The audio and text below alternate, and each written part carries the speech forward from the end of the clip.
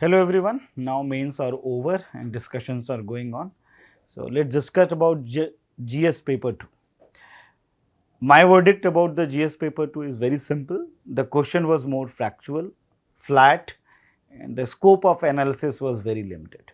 So if you know the clauses and you are factually correct, you will be able to score good. There was not much subjective analysis in this paper. My colleagues have already discussed multiple questions, so I am going to discuss two important questions. First one, discuss the nature of Jammu and Kashmir Legislative Assembly after the Jammu and Kashmir Reorganization Act 2019. Briefly describe the power and function of Assembly of Union Territory of Jammu and Kashmir. So here, nature.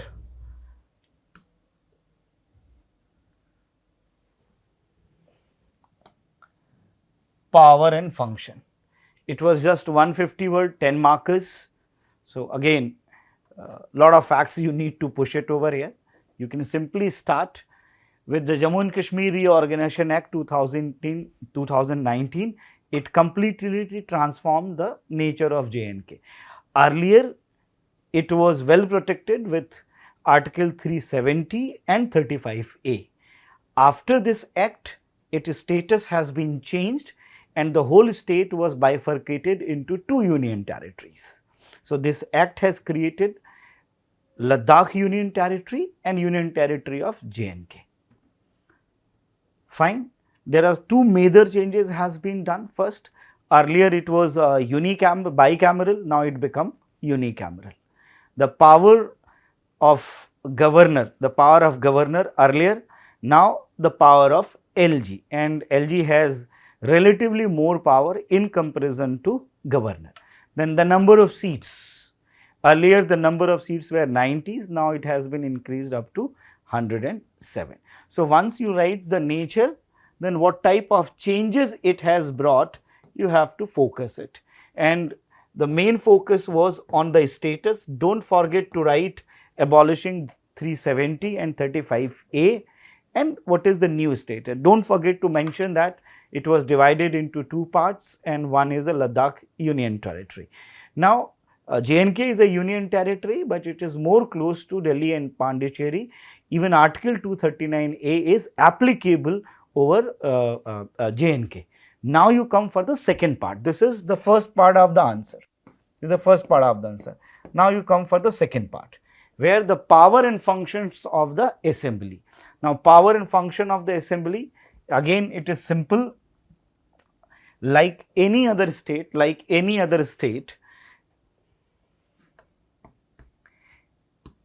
Jammu and Kashmir has been given, or state assembly has been given power of legislation, Now power of legislation over the subject of the state list, over the subject of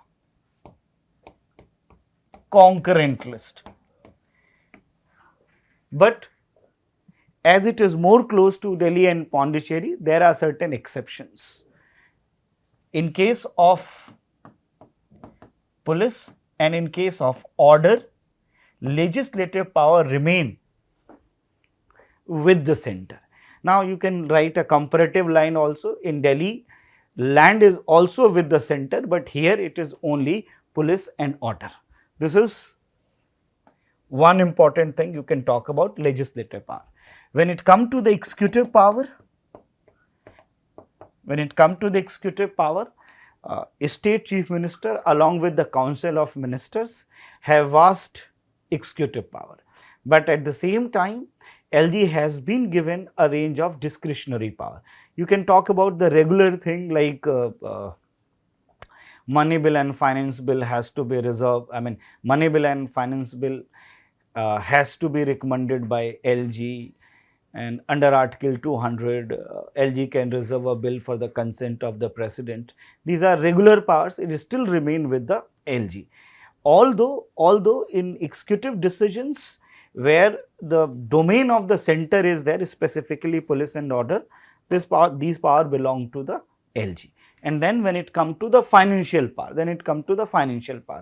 again J&K has been given vast financial powers, but the certain limitations are there. Like here you can talk about LG has been given power like any of the governor. Recommendation of prior recommendation of for money bill and finance bill is required, and the center has power in terms of providing assistance, Article 275, and that is purely done by the Finance Commission. In a simple way, a lot of other packages can be allotted, but it is completely dependent on the center.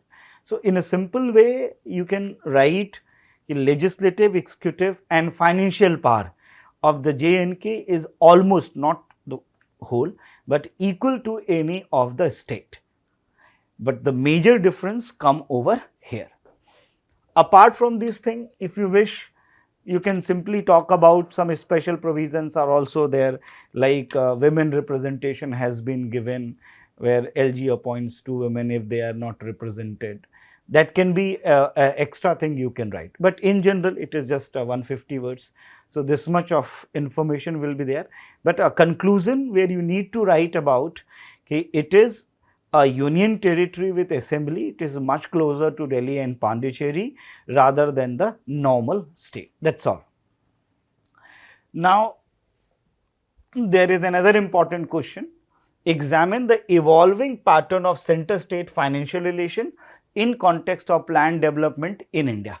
Now, first important thing to write this answer, introduction part. In the introduction part, you need to simply write about, okay, India is not considered as a standard federal state.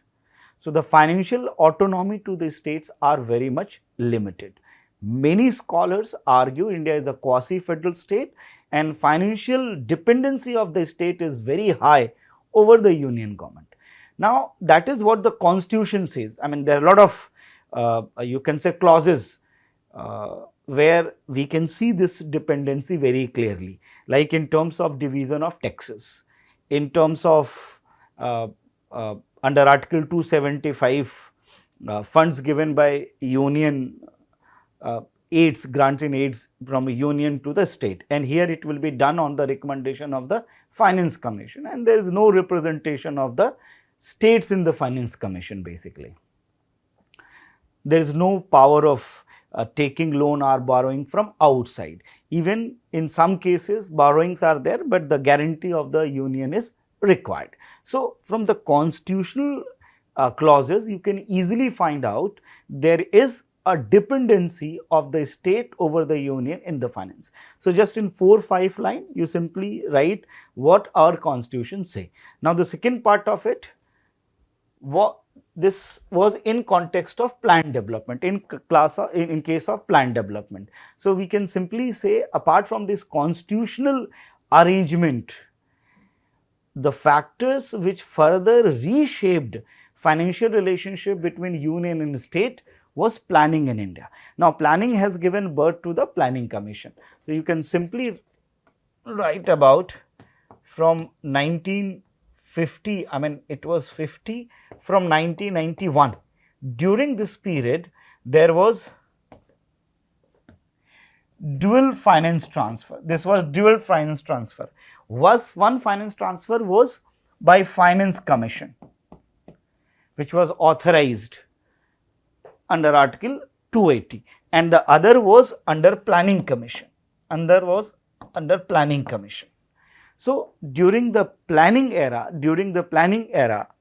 the dependency of the state over the union was very high, and their entire plan of development was done by the Planning Commission, and they are the one who provide finances to them, and regular finances has been given by the Finance Commission. So, in this part you will simply talking about in the first stage there was no fiscal federalism in India. There was no fiscal federalism in India. It looked like high dependency of the state over the union. Now, in the second phase, there were certain changes which actually started unfolding the fiscal federal structure in India. And what was those reforms or change that have taken place? The first important part was that after the economic reforms, and when India went for opening of the economy, now the states were allowed to mobilize their funds from outside India. And the trend is still going on, where all states conduct investment summit, and Gujarat was the first. The famous vibrant Gujarat summit was there.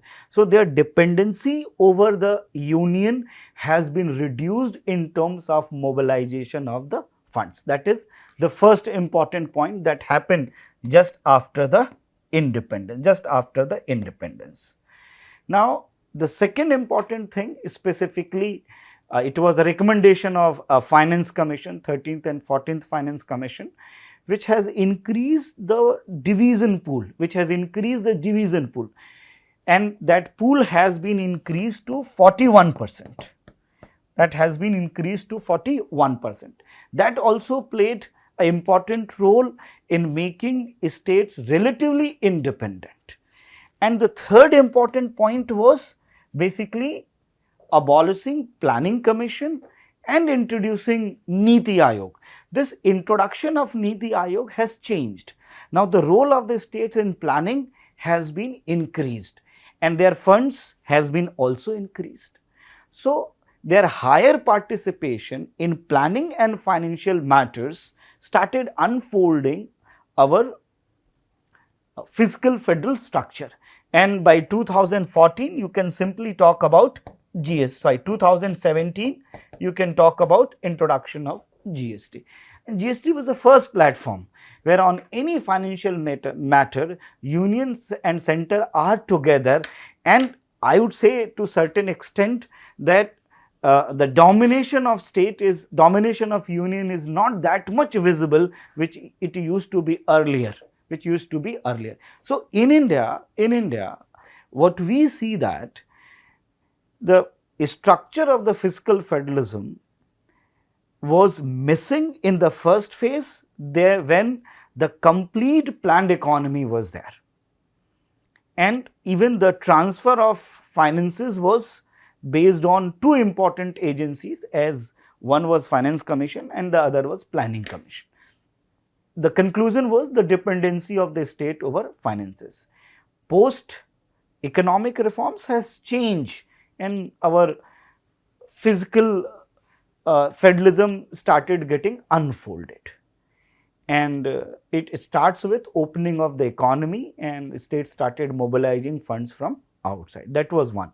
Abolishing of Planning Commission and coming of the Niti Aayog, where state participation has increased in the planning. And finally, you can talk about GST. You can talk about increasing the pool, like the share of the state, increasing the share of the state. And in post economic reform era, performance based allotment was another important dimension. You can simply talk about, even in context of centrally sponsored schemes also, there is a fair opportunity for the state. So what we can say, the earlier era of planning has gone, and the new era of planning, where still union has center has advantage over the state, but still this fiscal federalism is clearly visible. And I believe that it was more based on understanding the earlier position and the current position, and again not much articulation was required. So this is what two questions has been discussed from my side. Thank you to all of you.